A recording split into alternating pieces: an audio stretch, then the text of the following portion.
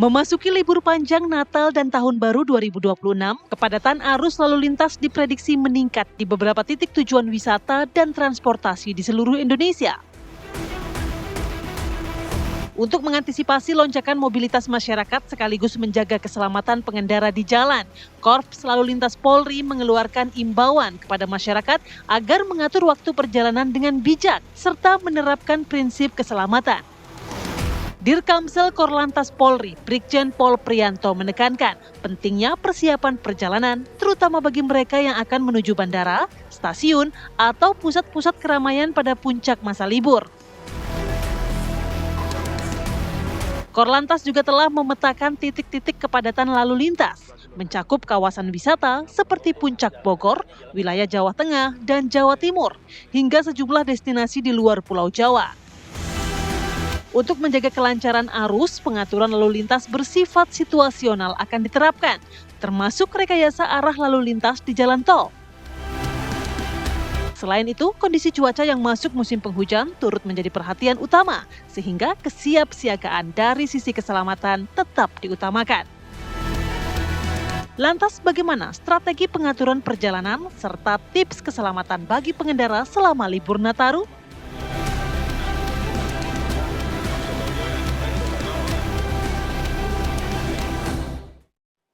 Ini dia, kalau kita bahas bukan seberapa cepat kita bisa sampai ke tujuan, tapi keselamatannya yang jadi nomor satu. Karena lagi-lagi banyak keluarga yang menunggu, begitu, atau perginya bersama dengan keluarga. Jadi keselamatan jangan digadaikan lah, begitu ya. Safety first justru ya, Za. Betul. Bagaimana sebenarnya kita walaupun sering banget kita berpergian keluar kota gitu, tapi bagaimana kita menyiapkan kendaraan, fisik, mental agar benar-benar perjalanan ini nyaman dan juga aman. Betul, sebenarnya patternnya kan juga sudah sama, namanya akhir tahun, Lebaran, begitu ya, pasti akan terjadi kemacetan dan juga penumpukan, dan juga keselamatan harus tetap jadi yang utama. Kita akan bahas nanti ya bersama dengan narasumber yang sudah hadir bersama kami di studio. Ada Pangestu Darmo, Ketua Forum Angkutan Jalan Masyarakat Transportasi Indonesia. Selamat pagi Mas Estu. Pagi. Baik, sebelum kita mendalami sama Mas Estu, kita akan ajak pemirsa juga untuk memantau bagaimana kondisi terkini langsung dari gerbang tol Cikarang Utama. Sudah ada rekan kami Agung Prasetyo. Agung,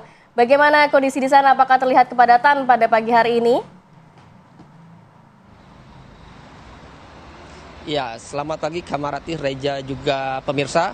Tentunya kalau pada pagi hari ini jauh berbeda dengan dibandingkan yang diprediksikan pada hari kemarin, di mana pada pagi hari ini arus lalu lintas yang meninggalkan wilayah Jabodetabek menuju ke arah timur Pulau Jawa memang terus ramai didominasi oleh kendaraan pribadi yang bergerak sejak pagi tadi sekitar pukul 6 pagi, di mana di tempat kami mengabarkan di sekitar gerbang tol Cikampek Utama memang kendaraan pribadi terus mengalir menuju ke arah tol Trans Jawa melalui gerbang tol Cikampek Utama.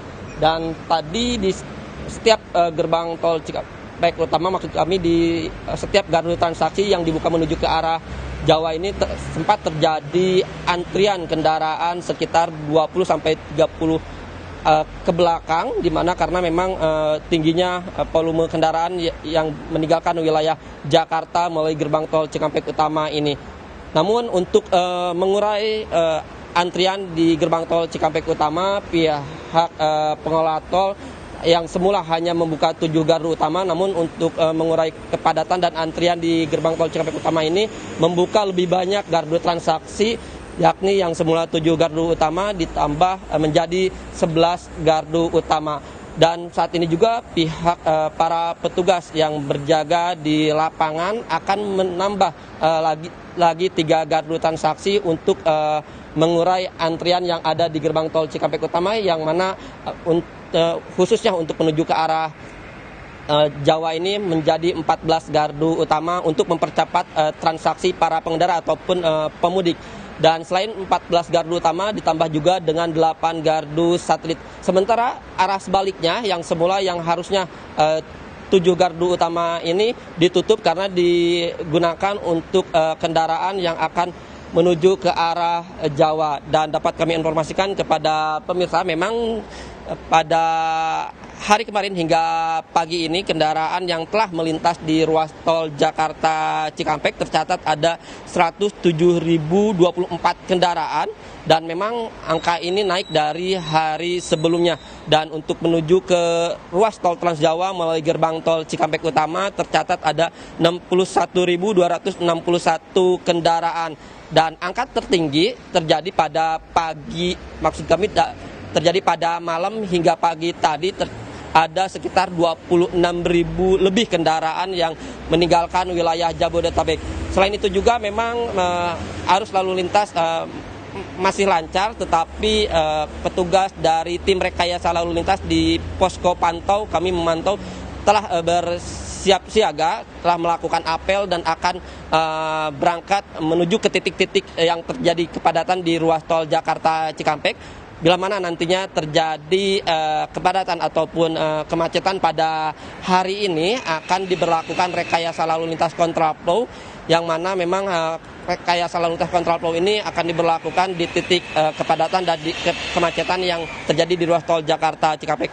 Ada titik-titik rawan kepadatan ataupun kemacetan seperti di kilometer 47 yang merupakan titik pertemuan antara tol layang MBZ dengan tol Jakarta Cikampek. Selain itu juga titik kepadatan mendekati rest area di kilometer 57 karena banyaknya para pemudik ataupun pengendara yang akan masuk ke rest area dan tingginya volume kendaraan sehingga mengular ke ruas tol Jakarta Cikampek sehingga menyebabkan antrian ataupun kepadatan ini menjadi lebih parah di titik kilometer 55 sampai kilometer 57. Dan selain itu juga informasikan kepada pemirsa memang pihak kepolisian bersiaga untuk memastikan arus lalu lintas di ruas tol Jakarta Cikampek ini lancar. Sementara itu yang dapat kami kabarkan, kembalikan ke Anda di studio.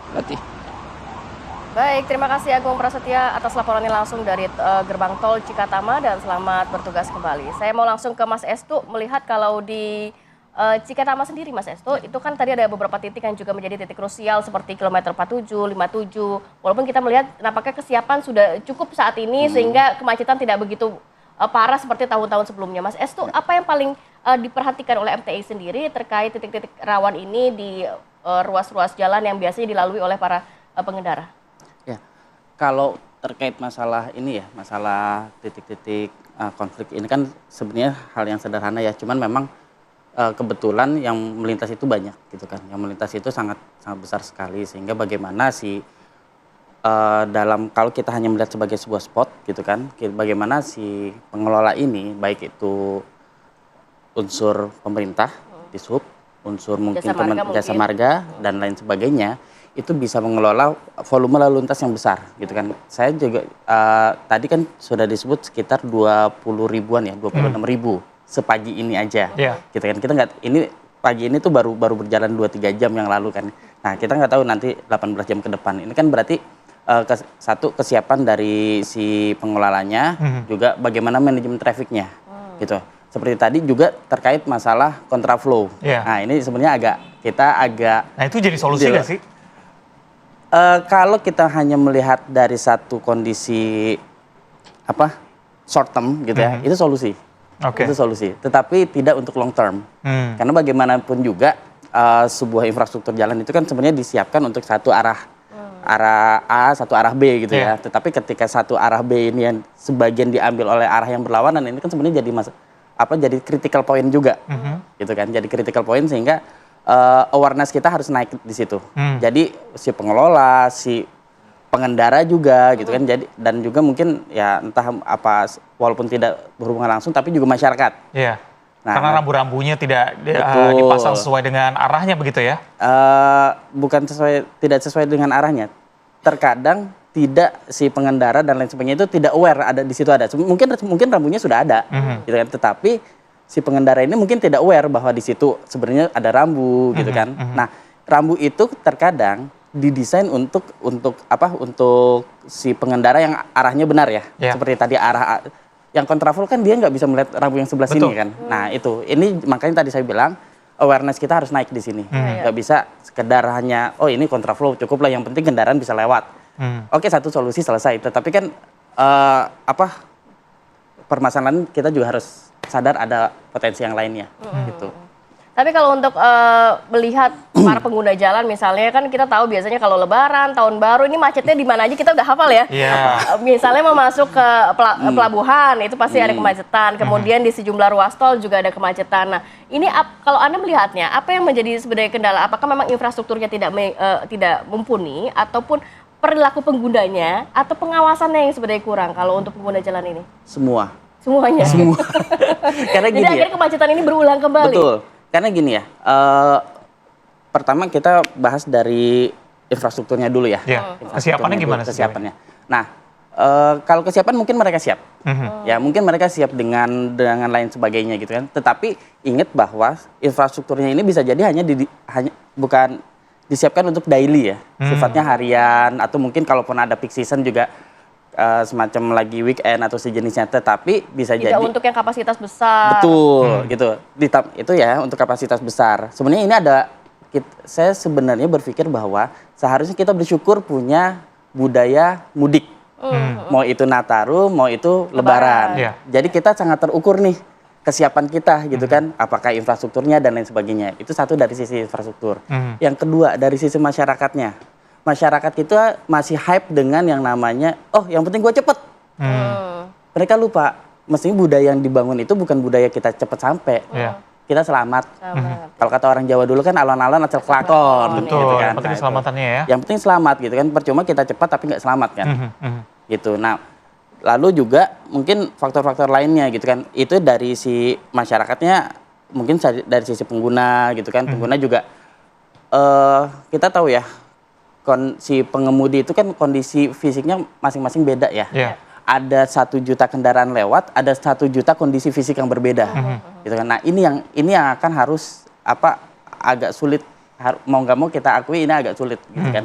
Tapi memang kita hanya bisa minimal buat si pengemudi ini ketika dia posisi sudah fatiknya kondisinya sudah mulai fatik, lelah dan lain sebagainya, dia wajib untuk istirahat. Ya, karena microslip aja juga cukup bahaya ya. Microslip, terus nanti kita mungkin bisa microslip, terus kondisi bahkan dengan dia lagi fresh dengan kondisi yang lain pun bisa aja, gitu kan. Entah nanti tiba-tiba ada dim atau apa atau lampu yang seperti apa macam-macam itu kan variabelnya banyak, gitu kan. Jadi bagaimana kita bisa mengelola ini semua supaya ya kita kembali lagi supaya bisa lebih berkeselamatan. Oke, itu dalam perjalanan menuju mudik misalnya. Tapi kalau kita bahas mengenai sudah sampai di lokasi. Ini kan ramai juga nih perbincangan mengenai Jogja yang segitu padatnya begitu ya. Bahkan di sosial media, orang Jogja di rumah aja biar masyarakat yang liburan ke sana begitu. Antisipasi apa yang harus dilakukan di sana? Pasti kan penumpukan kendaraan di tempat-tempat wisata, tempat makan misalnya. Harus ada satu titik. Ya, harus ada satu titik di mana si pengendara ini cukup sampai sini kendaraannya, terutama di daerah-daerah wisata, gitu kan? Karena kita bisa menikmati satu daerah wisata itu kan ketika kita bisa berjalan dengan tenang, gitu kan, dan sejenisnya, gitu kan. Nah, harus ada pengelolaan lalu lintas di sana. Apakah dia ada satu titik parking yang cukup besar, ya, habis itu nanti masuk ke satu daerah wisata atau satu komplek wisata nanti akan ada shuttle-nya, atau kalau lebih siap lagi kotanya harus menyiapkan angkutan umum yang mumpuni. Karena pada akhirnya sebenarnya tujuan kita tuh naik kendaraan kan pengen aman, nyaman, enak gitu kan. Nggak keringetan sampai lokasi gitu kan. Bingung-bingung cari kendaraan sebenarnya. Nah sebenarnya kalau fungsi ini bisa ditarik ke angkutan umum, nah itu dia. Pasti bisa gitu kan. Pasti masyarakat ya mungkin nggak semua gitu kan, tapi minimal sekian persen dari kendaraan orang yang tadinya mau pakai kendaraan ini dia akan bilang balik ke angkutan umum, asalkan dengan catatan angkutan umumnya harus aman, nyaman dan lain sebagainya. Nah itu dia, mungkin catatan dari Mas Estu terkait angkutan umum sendiri seperti apa, karena kita kan juga sering melihat ya bus antar kota antar provinsi ini kalau nyetir wah luar biasa sekali, kalah ini pebalap. Nah, bahkan terakhir yang kejadian di Tol Krapea itu ada 16 orang yang tewas begitu ya. Bagaimana kesiapan dari angkutan umum sendiri nanti kita akan bahas usai jeda ya. Tetap bersama kami di Apa Kabar Indonesia Pagi. Siap.